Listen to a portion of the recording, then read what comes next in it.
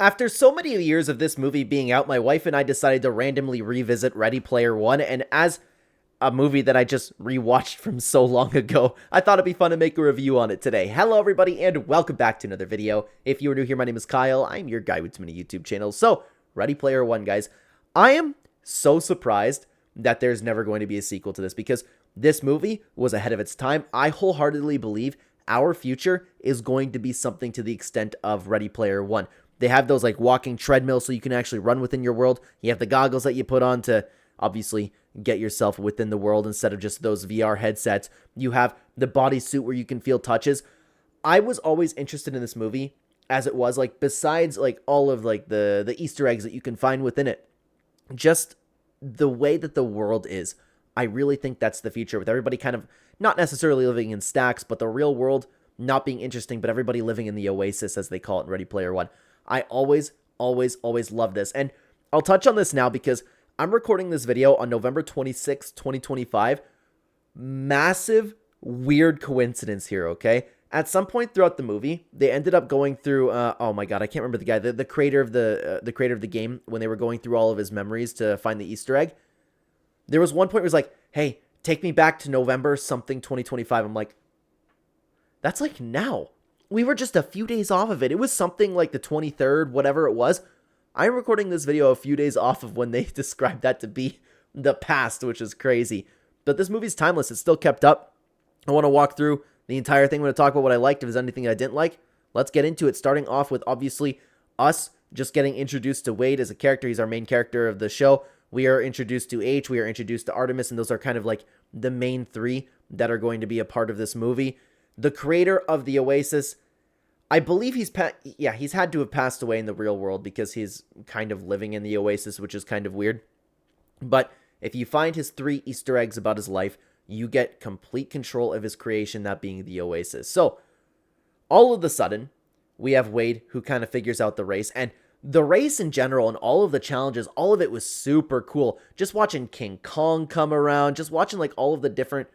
The more that you pay attention to it, the more like little characters and movie things that you end up seeing. But I love it. I love that you can't die, you can't, or like zero out, as they were calling it. It's kind of like real life within the virtual reality universe. I love it. The race was cool. He finds that this is where he meets Artemis, and he automatically has a crush on Artemis. Just, dude, this movie is the future, man.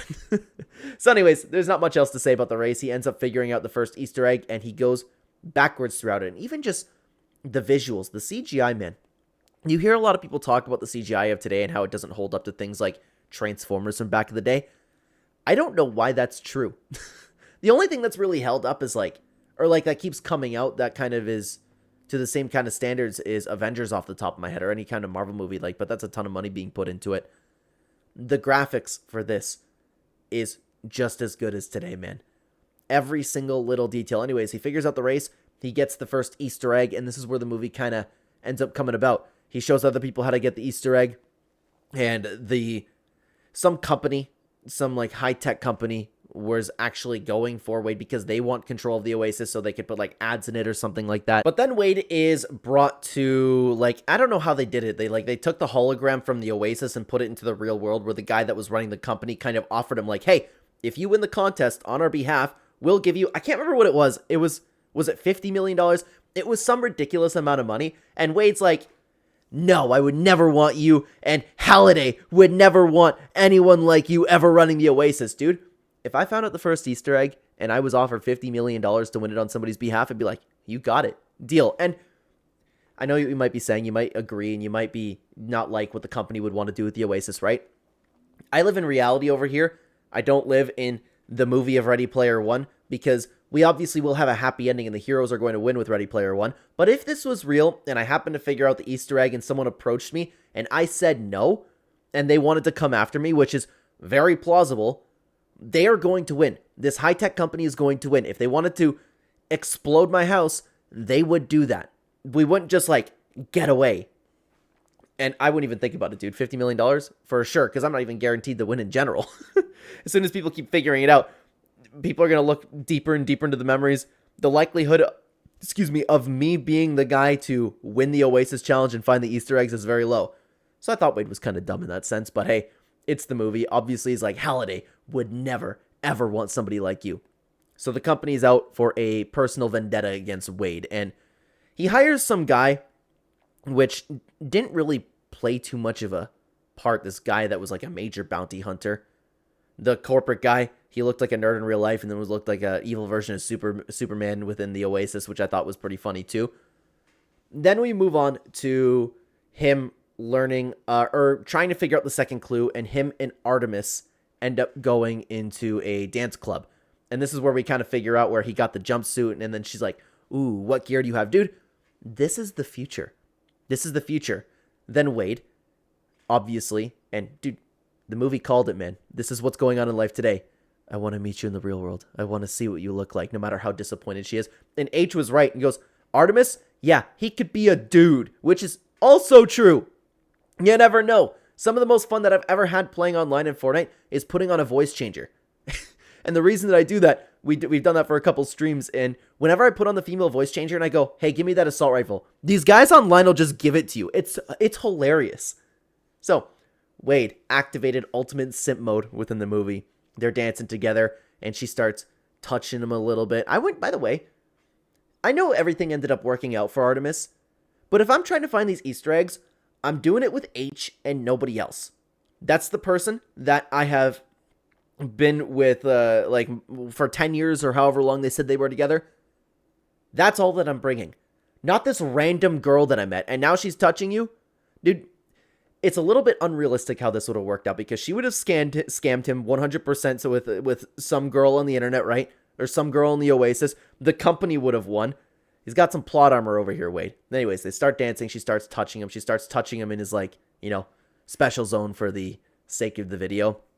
And he's like, oh. Then they get ambushed because this dude goes, my name's Wade. Idiot. And even Artemis was like, what? You can't say that. You can't say that. So that company ended up figuring out all of the Wades. They figured out the Wade that ended up just buying that new jumpsuit for the Oasis. They come in and they start planting explosives everywhere to get Wade. In the real world, they would have won, but Wade just like barely got out of the way. He's running, and then like it faded to black as he was falling over, as all the stacks were kind of falling. Little bit unrealistic, but hey, it's the movie. I just love the premise of this movie. And I think his aunt had to have died throughout that, and we got like nothing about that. But anyways, we then move on to the second challenge, and Wade kind of wakes up, and Artemis in the real world ended up just finding him somehow. And dude, it's so funny to me. It's so funny to me how in the Oasis, she's like, oh, you'd be disappointed if you saw me in the real life. Wade shows up, looks at her. She's obviously like, I mean, she's not ugly, but nothing special. And he's like, I'm not disappointed. Just so you know, I'm not disappointed at all. I'm not saying that because of like the birthmark that they gave her character, but you get my point.